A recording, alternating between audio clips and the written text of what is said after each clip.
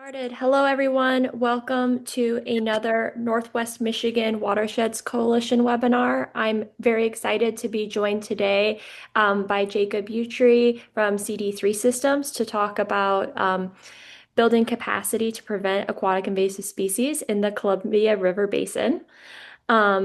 And before we begin, and before I have Jake introduce himself and start the presentation, I just want to remind everyone to please keep their cameras off and microphones muted while the presentation is happening.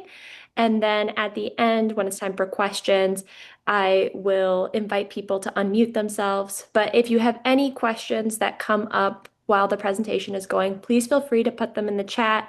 I will read those off at the end to make sure that no questions get missed. And with that, I will let you take it away, Jacob. Great. Thanks, Kyla. And thanks, everybody, for being here today. I'm excited for the opportunity to present. Jacob Utrie with CD3 Systems. CD3 stands for Clean, Drain, Dry, Dispose, and we manufacture waterless cleaning systems for boat launches to be placed at boat launches as infrastructure in order to help prevent the spread of aquatic invasive species. And before I jump into things, I wanted to introduce myself a little bit. With my background is in environmental sciences, specifically fisheries and lake and watershed management. And so that's what brought me into the prevention side of things. I've worked in Michigan doing consulting, as well as in Texas and New Hampshire working with management of invasive species.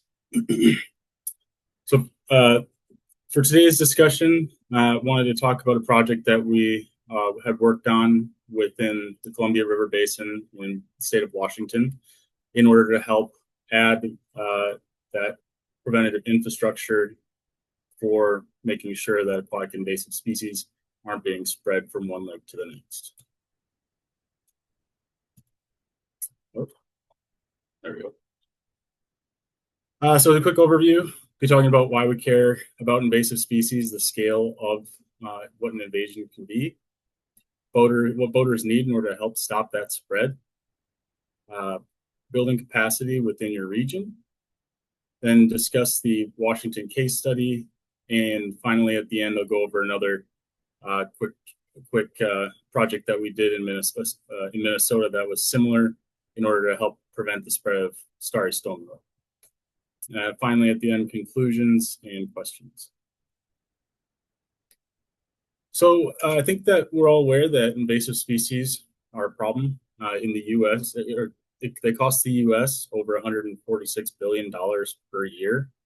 We're finding that boaters are the primary vector for the spread of invasive species. A study out of Minnesota found that 89% of zebra mussel infestations and 87% of starry stonewort infestations were caused by accidental boater movement. And so that's why it's really important to be cleaning your watercraft before and after launching.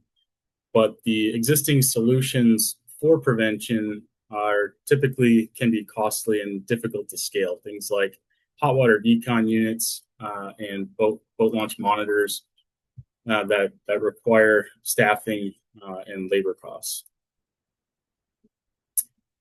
So this is the invasion curve, the economic reality of what an invasive can do or what it looks like during different stages of an infestation and the return on your investment of dollars. As you can see, the prevention is going to be your most cost effective in that for every dollar that you spend, you're gaining $100 return on your investment, versus that of asset-based protection, where you're getting a 1-to-1, maybe a 1-to-5 back on your investment. And so really, an ounce of prevention is worth a pound of cure. So what is the public currently doing? Well, I think that in general, we're doing a really great job of informing the public to clean, drain, dry. They're aware of invasives and they plan to act in most cases, but still fail to take action. So then the question is, well, Why is it that the boaters aren't doing what we're asking of them? And so that was a question that was asked by the Canadian Council of Invasive Species. And for this survey, they asked the general public what it was that they required in order to be more likely to clean their boats. And so this image here is a word cloud that was generated from that survey.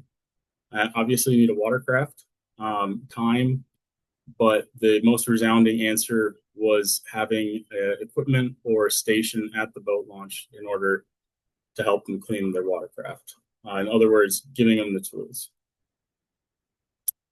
And so that's where CD3 kind of comes in as a solution that's easy to be placed at a boat launch, that it can still act as that cleaning equipment, but is something that can be used by the boater themselves.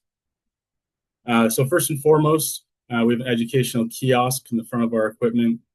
This can be customized images of your area, brands or logos of different partners that put together the project, and adding those calls to action really helps to have people understand what the equipment is, what it's used for, and will be more likely to use it then. In the center, we have your three basic hand tools: a brush, a plug wrench, and a grabber tool. These are all attached to stainless steel plastic coated cable. Extends 40 feet long. In the red hose here, we use an air blower. So rather than water components, we're using air components. So use an air blower and that puts out 90 psi air, and that allows you to hit the sides of your watercraft, trailer, engine, fishing gear, anything that might be harboring or holding on to those invasives. And then in the blue hose, we have a wet dry vacuum, which allows you to suck up any standing water within your boat. So from your bilge, live well, can be used to dispose of bait or any other debris. And this goes into a 110-gallon holding tank. We have lights above and below in order to allow for boaters to see during low light conditions. And everything is solar powered, making it easy to be placed at off-grid locations. Finally, we're internet connected, so we do have a software built into the equipment which tracks the tool use data and provides maintenance alerts. So, for instance, when that wet dry vacuum tank becomes full, it'll let you know that it's time to pump it out. So just as a good, better, best scenario, so talked about the wayside. We also have a trailered version and a grid connected version if you do have power available at the launch. A step down from that is going to be the outpost, which essentially is removing the two air components from the wayside. And then finally, our roadside, which is our most basic model. This doesn't have the software capabilities. It's just a couple of hand tools, some signage. Usually this is placed out at some more remote locations, canoe kayak launches, and things like that. On all of our equipment, we have a digital engagement education platform. So you walk up to the equipment if you're not familiar with it, scan the QR code. Once you scan the QR code, you'll be prompted to select whether you're cleaning in or cleaning out. And then from there, we have 7 different boat modules available to select from. And you select the one that your watercraft that you're using. And then it'll walk you through a series of images that show you how to clean that specific type of watercraft using our equipment and the different tools. And then finally, at the end, you'll have the ability to sign your name, basically stating that you did clean your boat, that you plan to do so in the future. And doing so will then give you a free subscription to one of our partners, either the FishBrain app or Onyx Fish. So at CD3 Systems, we'll be the first ones to tell you that we are by no means the silver bullet, but a part of the silver buckshot, if you will. In that Our equipment is long-term cost effectiveness, lasts 10 plus years in the field. It's something that can be used by the boater themselves, and it's 24/7 available. And we have high efficacy for the removal of invasive species. So with that, in many cases, organizations want to add these types of tools or preventative measures to their accesses, and plan to do so, but unfortunately, in some cases, fail to implement, and it's typically due to a lack of capacity, whether that's human capacity or financial capacity. And so that'll bring us into the Columbia River Basin project. The Columbia River Basin is a really important area for the state of Washington. It's both economically and environmentally. And right now, the state is doing a great job of preventing interstate movement of invasive species. So within the state of Washington and all of their major highways at their borders, they have checkpoints where you're required to stop if you have a watercraft to get inspected and then decontaminated if it's necessary. But where they're lacking is the intrastate movement of invasive species. So somebody that's jumping from one lake to the next that might still be transporting within the state and not hitting those checkpoints.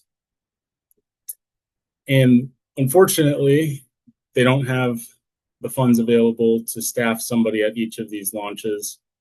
So they wanted to find something that was useful infrastructure in order to still help with those preventative measures.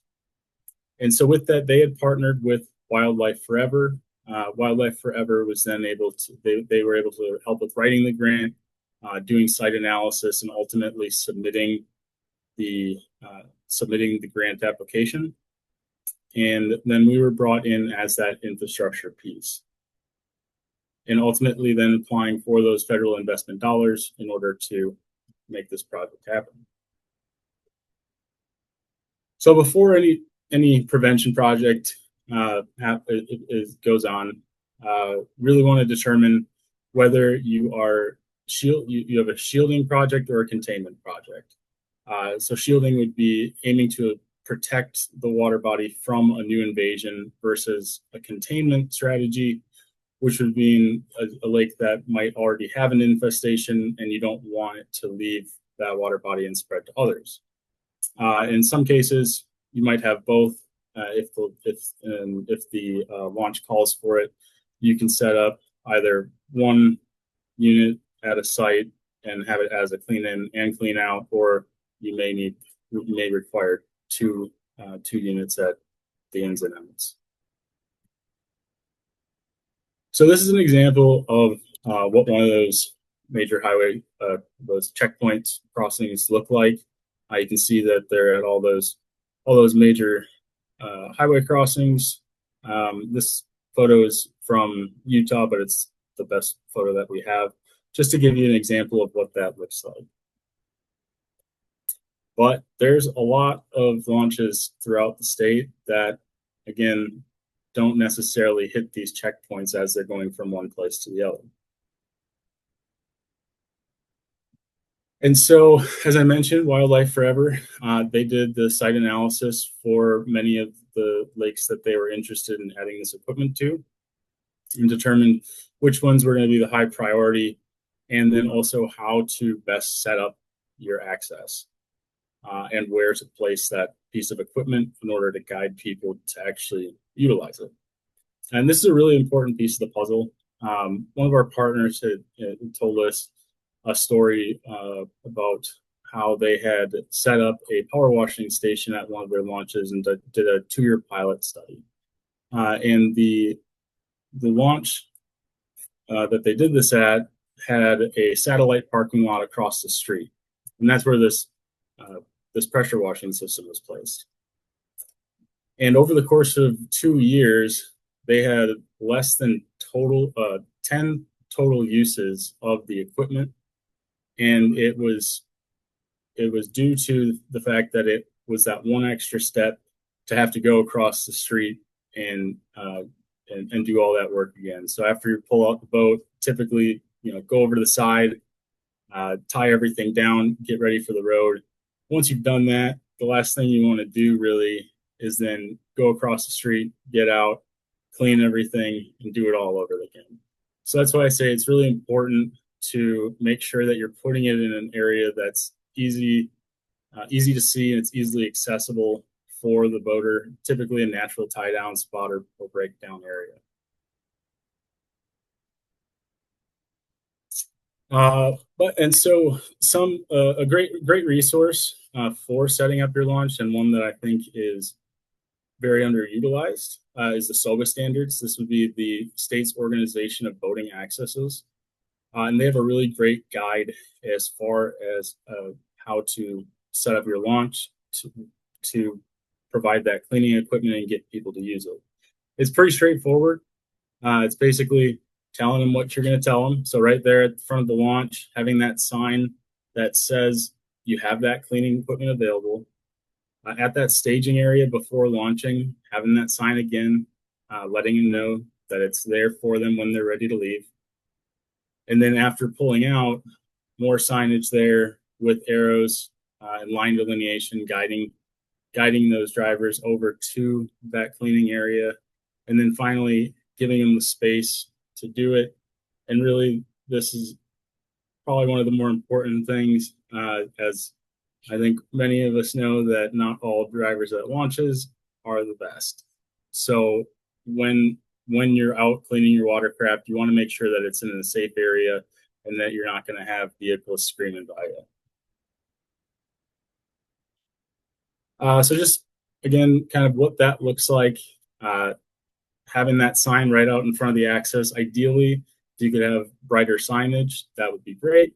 But obviously, in many cases, you have to abide by the DOT formats.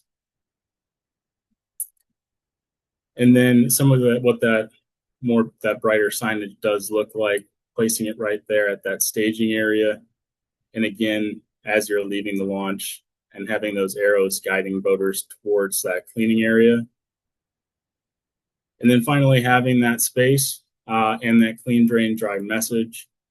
And finally, a thank you, while it goes unnoticed in many cases, is an important piece of the puzzle. So overall, CD3 systems are free to use waterless cleaning tools, ideally placed within 200 feet of a boat launch, and with signage and proper line delineation for that cleaning.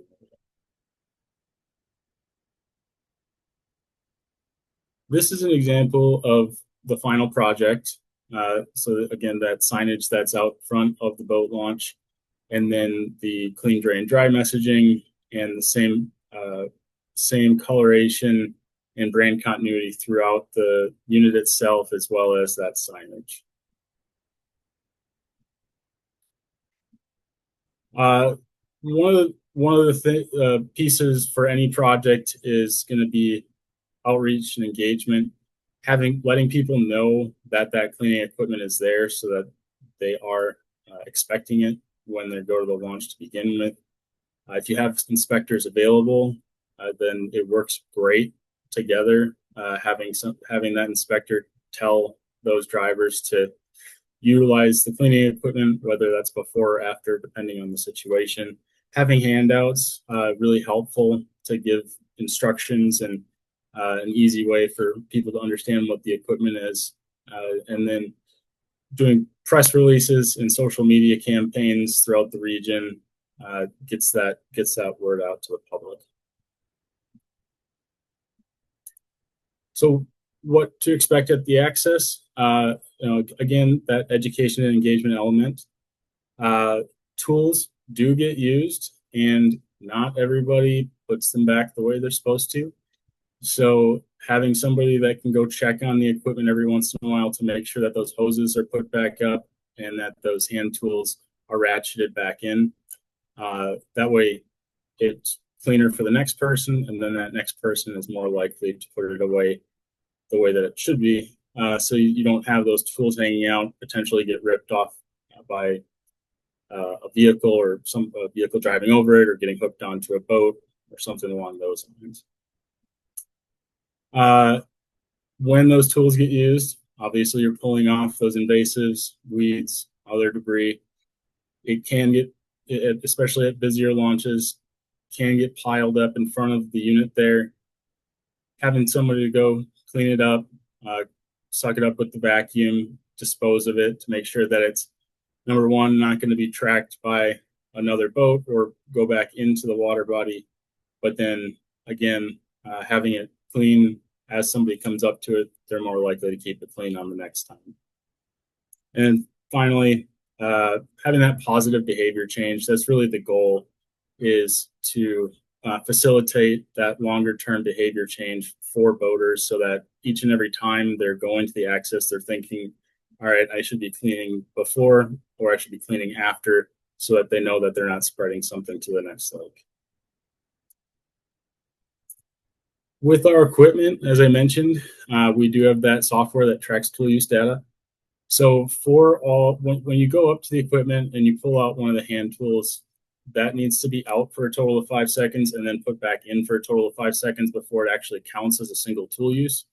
And then similarly, the air components and lights need to be on and off for 30 seconds before they count as a tool use.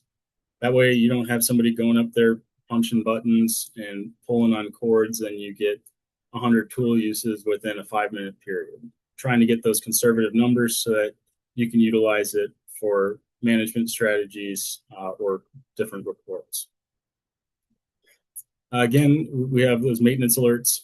So specifically for the tank level, when that wet dry vacuum containment tank reaches 80% capacity, we have a sensor in there that reads that level, and then it'll tell you that it's ready to be pumped out. Generally, you'd have contracted with a septic company.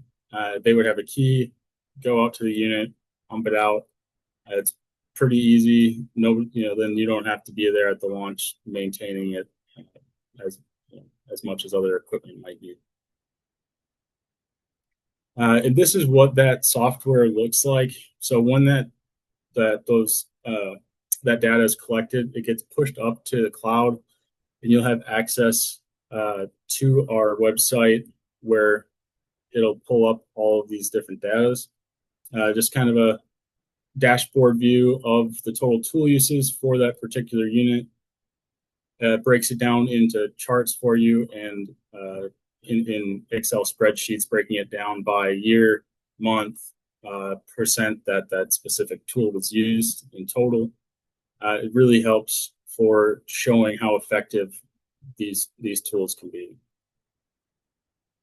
And again, it's really great to be able to view 1 year versus the next and what changes might have occurred. Generally speaking, you might see in that first year a lower tool usage amount, and then it ramps up. We see until about 2 or 3 years before people start to realize exactly what tools that they want to use, so they don't go up and use every piece every time. But then also it's just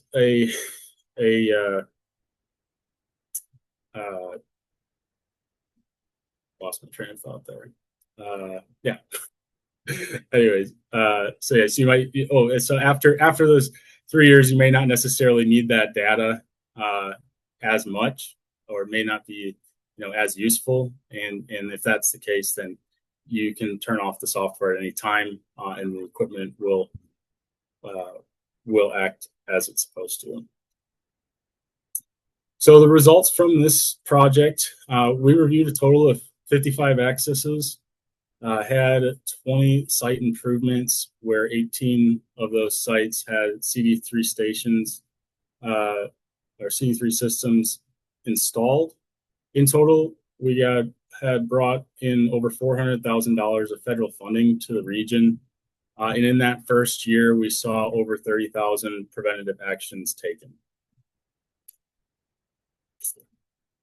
Now, there's a lot of water in the US, and it's not feasible to have that equipment at all of these accesses. And so from this project kind of spawned uh, another endeavor of ours, which is our Free Kiko program. This is very similar to the check and check out program I had mentioned earlier. Same thing, scan the QR code, but with this one, it walks the user through step by step how to clean their watercraft, if just using their hands or if they have a towel, making it easy to make sure that they're looking in those spaces that they may otherwise miss. Again, at the end of it, we do also have that free incentive program in order to get people to go through the program and steps and get that aquatic invasive species education. So as I mentioned, I wanted to go through another little project that we did in Minnesota.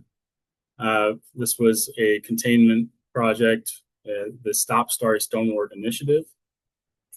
Minnesota is a land of 10,000 lakes, and it has even more boats. 1 in 6 people have a registered watercraft in the state of Minnesota, and 60% of those watercraft users say that they go to more than one lake, making it easy for that invasive to be spread.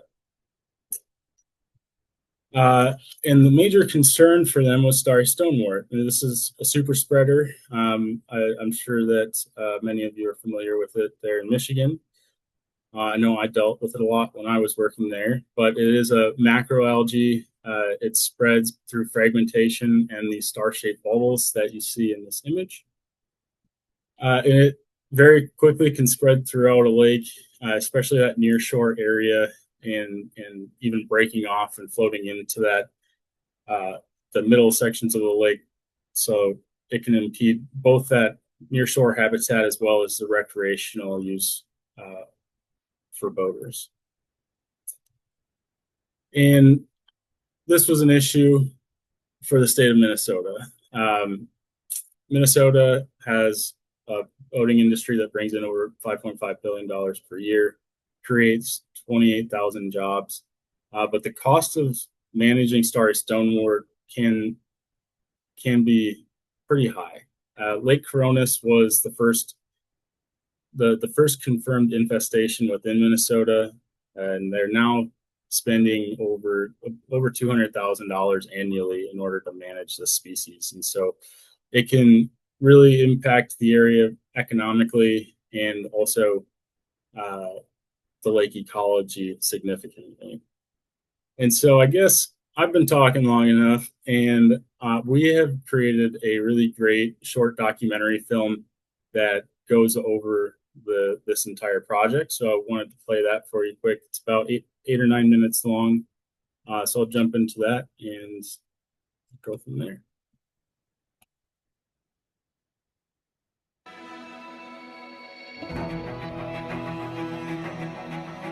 Across North America, lakes, rivers, and streams are threatened by aquatic invasive species. Starry stonewort, an aggressive invasive macroalgae, was poised to disrupt all water recreation in Minnesota. Knowing the consequences to the local economy, ecology, and way of life, partners united. This is a story of action across communities, government agencies, and businesses working together to create the first statewide containment strategy to empower boaters with tools to clean, drain, and dry. Here's how partners have created the Stop Starry Stonewort program, and you can too.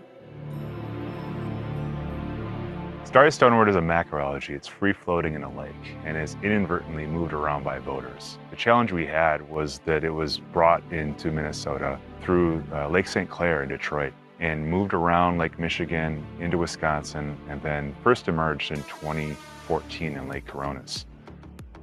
It blew up in the lake.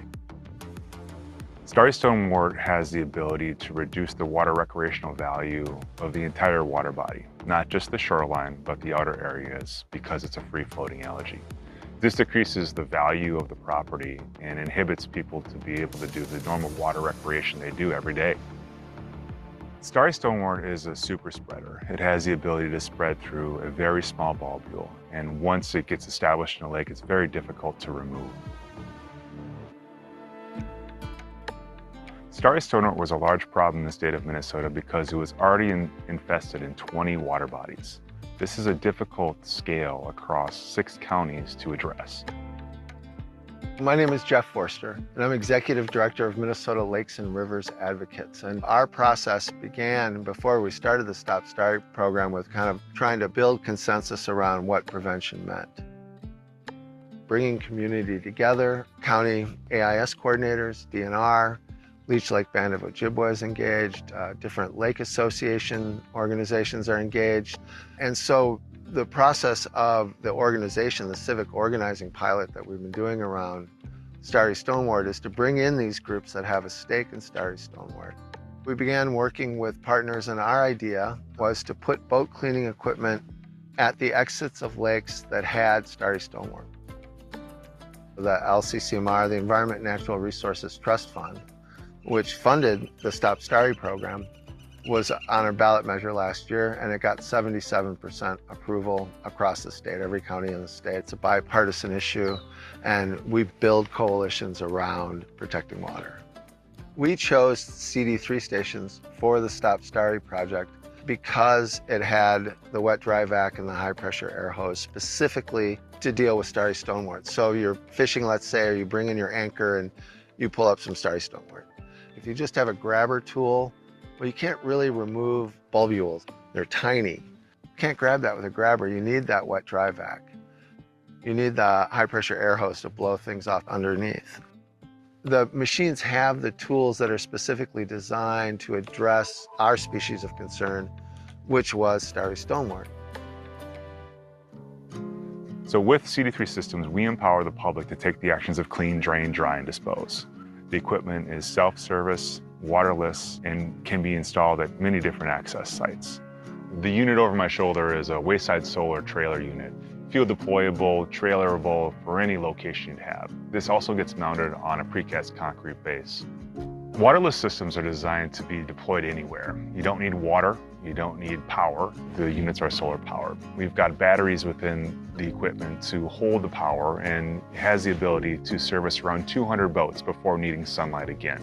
Research has shown that the tools that you need to have to clean, drain, dry are a grabber tool, a brush, a vacuum, and an air blower to get those hard to reach areas and blow out lines and remove all other kinds of water areas or mud and debris on your watercraft.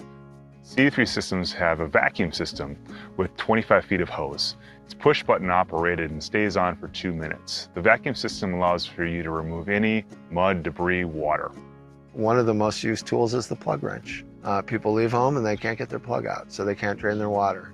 They have the tools specifically designed to deal with different AIS. So that's useful, but it also gives us something that we can organize people around, gives us useful data on use. When a unit is used, when a button is operated, or a tool is pulled out, CD3 systems collect that data and push it up to the cloud. The information tells you sessions of use, tool use frequencies, times of use, and maintenance alerts related to a CD3 system. So you can track the increase in use, and it's been dramatic from a few hundred uses in a season to tens of thousands of uses. Use kind of just keeps going up and hasn't really plateaued yet. When we started the project, that was about 20 lakes, about 28 accesses. We've deployed, I believe at this point, 30 CD3 stations. Is the program successful? Well, starry stonewort is still spreading, but at a much lower rate than it has anywhere else it's originated. So we're bending that curve of new infestations down.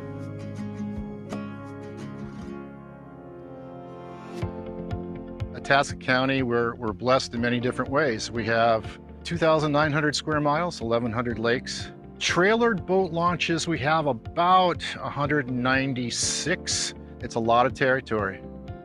Starry stonewort is of great concern to us. It's been on Lake Winnibigoshish for a number of years, and to our knowledge, it hadn't spread.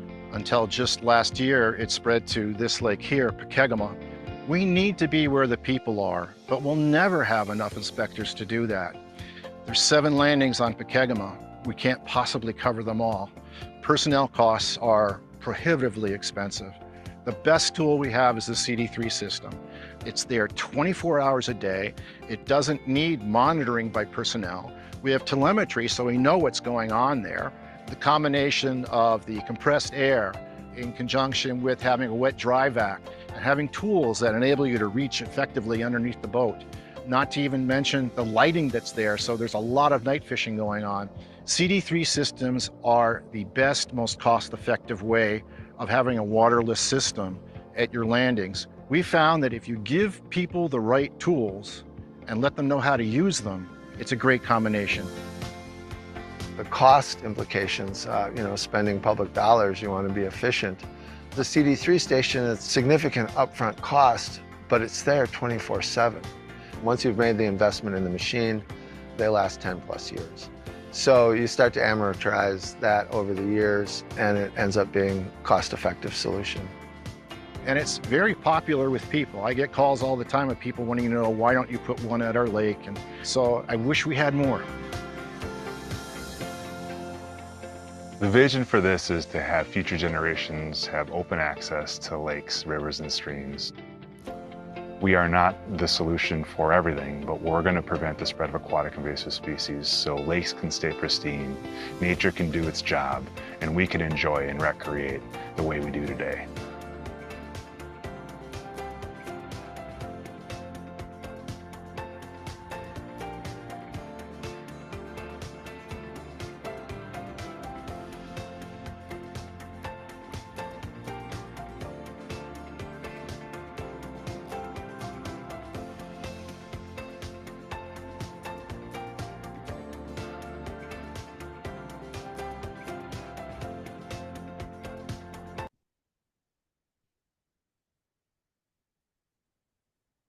Awesome.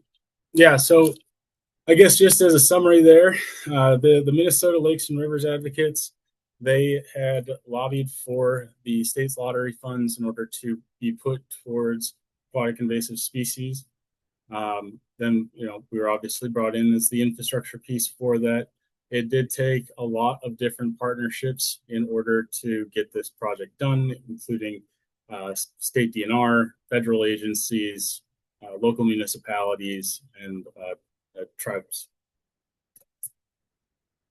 Results from this project, civic engagement, it was really great. They did local lake press releases, radio interviews, video campaigns, had over 500,000 impressions, and we've done more than 60 presentations on the project to date. And results from the equipment, so far for the first 2 years of this project, we've seen over 50,000 or almost 50,000 tool uses and almost 22,000 cleaning sessions, which I guess I don't know if I had mentioned the cleaning sessions earlier. So when the last tool is used by a boater, a 3-minute timer starts on the equipment. And once that 3 minutes is up, our algorithm determines that the next time that a tool is used, that it's a new user. So you get a sense of how many individual uses that you're getting from the equipment. And finally, so far, we've brought in over $1 million of funding for this project. And again, just want to reiterate this because I think it's a great graph showing that once they did start bringing in those funds and increasing that capacity for aquatic invasive species prevention in 2014, they saw a dramatic drop-off in the number of new infestations throughout the state, and it continues to become lower.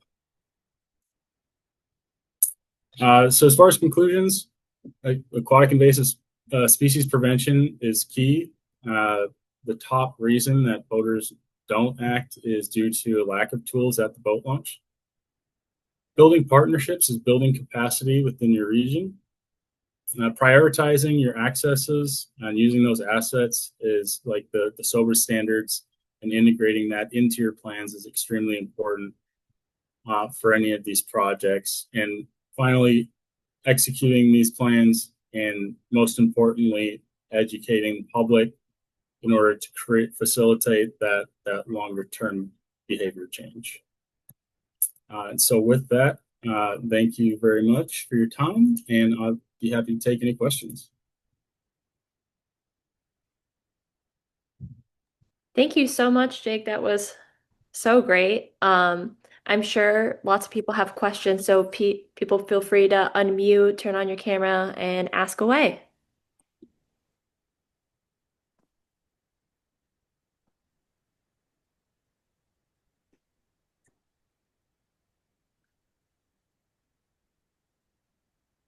Somebody have their hand up?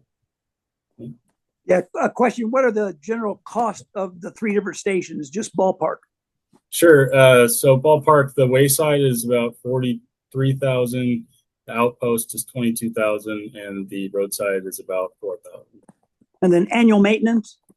Annual maintenance costs are going to be $2,000 or less. The most significant cost of that being the annual subscription for the software. That runs about $1,200 per year.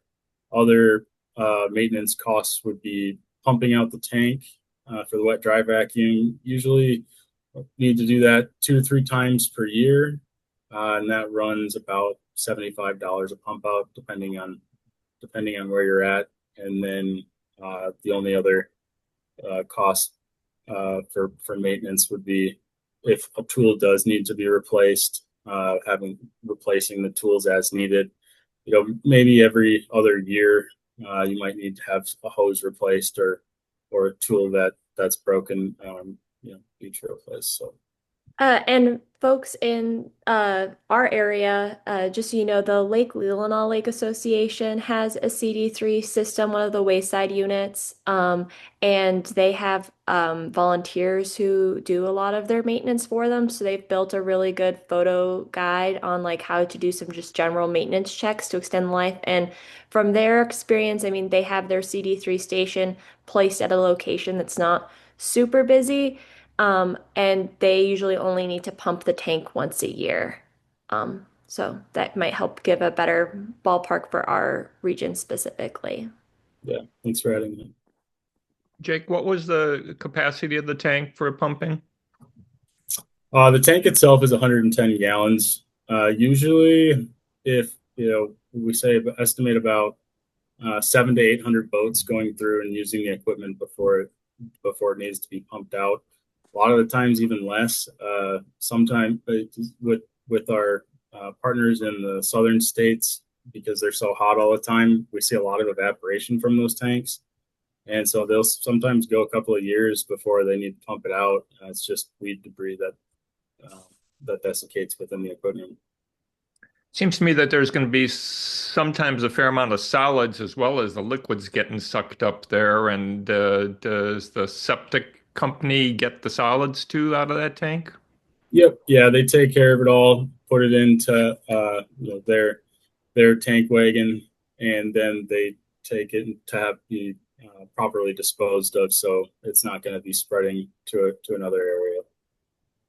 And a lot of the times, you may see oil or gasoline that goes into the tank that gets sucked up from that boat, and so that's why it's important to have a septic company come out so that it can be taken to a facility rather than dumping it on the ground right outside of the equipment. Trying to get my head around the total cost on a yearly basis for like a volunteer lake association. Yeah, the equipment that pricey, we want to consider some insurance on it. Any idea what typical insurance costs would be on a yearly basis for that? So we have a 1-year warranty with our equipment. You can purchase additional years of warranty. Usually you can get insurance through your property insurance, I believe. Don't quote. Yeah, I think it's property insurance, and then there's one other sector of insurance that you can write it under, but it's not coming to me at the moment. But yeah, typically these all of our equipment is insured. So would you pay the DNR? Because our launches DNR own. So you would pay them to insure it on a property rider? Is that how it would work? No, so how that would work is that the organization that purchases the equipment is still going to be responsible for insuring it, and then you would partner with the DNR in order to then allow you to have it on their property. Mm-hmm. And in that case, you may get then liability insurance just in case something does happen, so that you won't have to have any concerns with that. How about the experience nationwide in terms of vandalism for the tools and the units? Any comments on that? Yeah, I'm glad you brought it up. I guess I forgot to mention it during my presentation, but honestly, I'm surprised by the lack of vandalism. In all reality, we have about 400 units in the field right now, and this past summer, I probably got maybe 10 or 20 calls in total of folks saying that tools got ripped off. And usually that's the most significant thing that we ever see, is that somebody cuts off a hand tool or a hose, but it's typically not anything more than that. And on our equipment, you'll notice that there is a American flag on there. So it's a fun little tidbit. The reason why we have that American flag on there is after talking with the BLM, they had told us that they put American flag on all of their signs. And once they did that, they saw a 90% reduction in their signs being shot. Okay. We also have a question in the chat asking, how does the number of sessions of the units being used, like we had that 20,000 number, compared to the total number of users at a boat launch?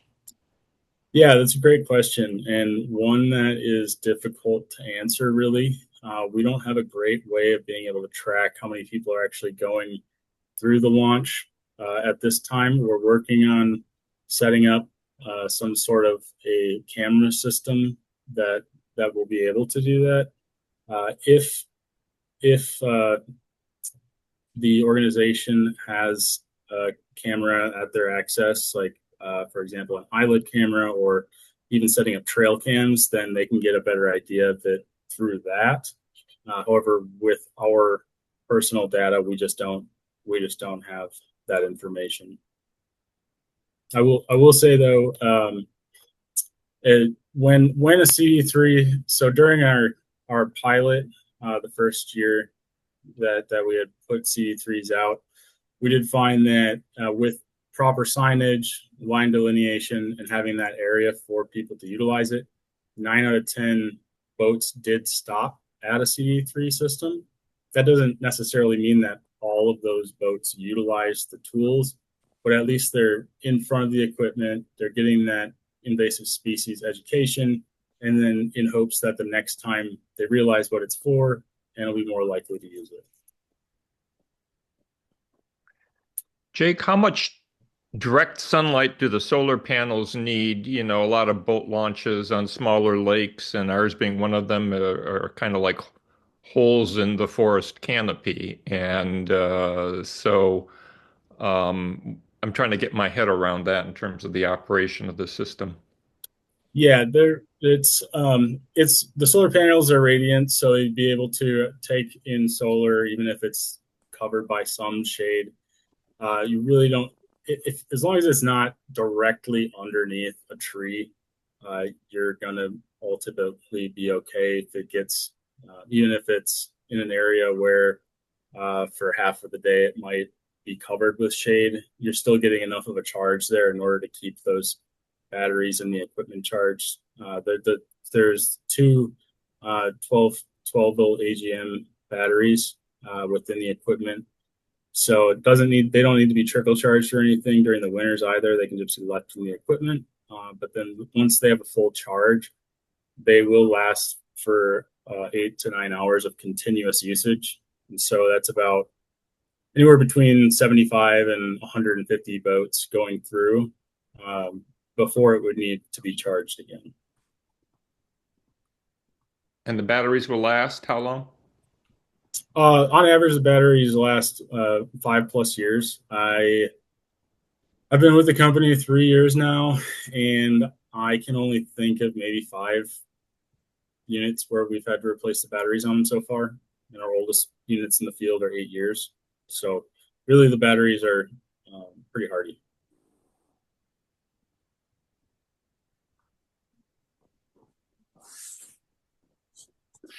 In those two kind of case studies you gave us with like the Columbia River Basin and the work in Minnesota, I know that you had like a big uptake in usage, and part of that is due to the education campaign. But do both of those states have like mandatory inspection laws or things like that that would also, basically direct people into having to use the stations if they're present? Not that I'm aware of.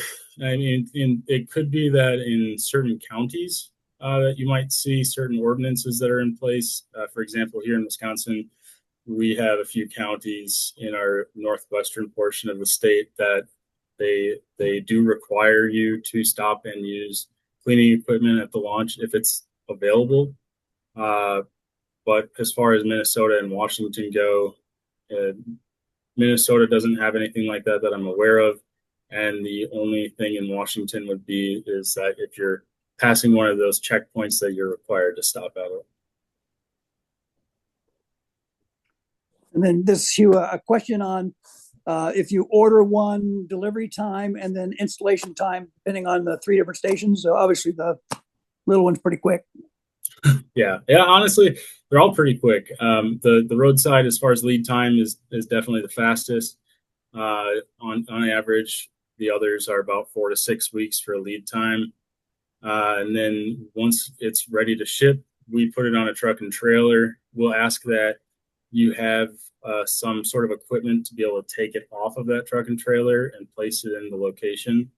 So like a forklift or a skid steer, something like that.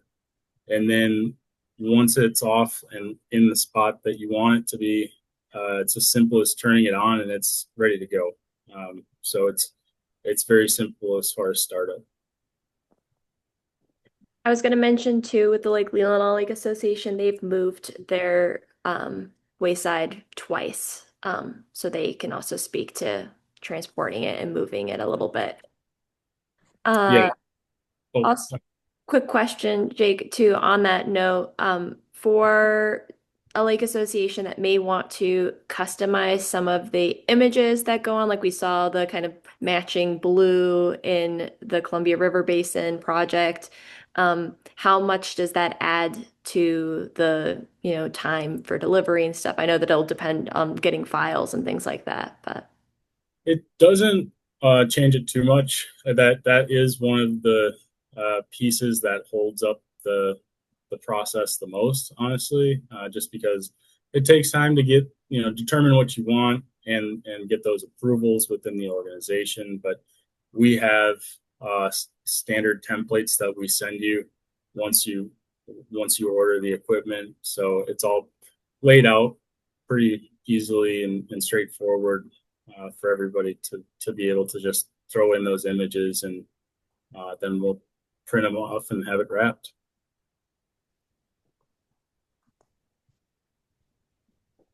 Jake, your company's experience in terms of successful placement probably is based on obtaining grants from state, local, federal agencies. Is the company positioned to help lake associations that are interested with that process, which can be pretty daunting? Yeah, absolutely. I mean, we're here to help with trying to find grant funds, number one, and then as well as going through that application process. We have some general grant copy that we can provide that then is easy copy and paste to throw into those applications. But if additional help is needed, then we're happy to do so.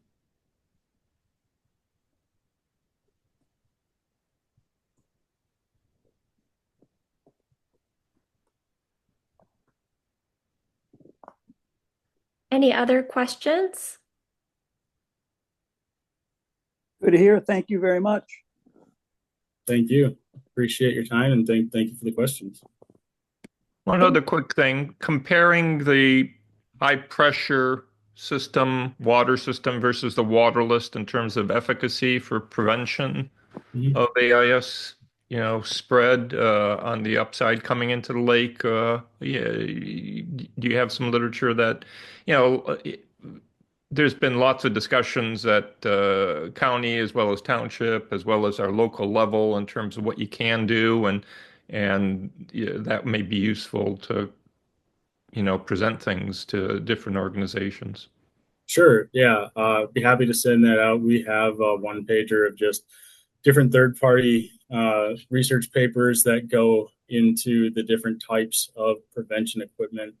As far as our equipment goes, we have a high efficacy for the removal and cleaning of a boat. Where we lack is we're not decontamination equipment, and so really the main differentiator there is going to be with a boat that has zebra mussels encrusted onto it. Our equipment isn't set up to be able to help with those situations. That's something that would need to go to a decontamination station.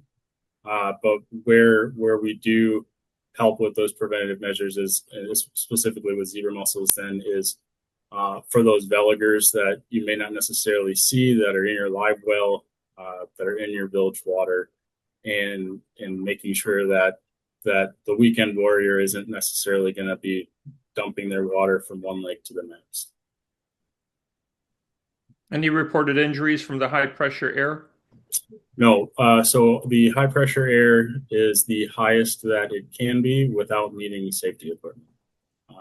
So yeah, at this time, nothing that's been reported. Thanks so much for your information. Yeah, thank you.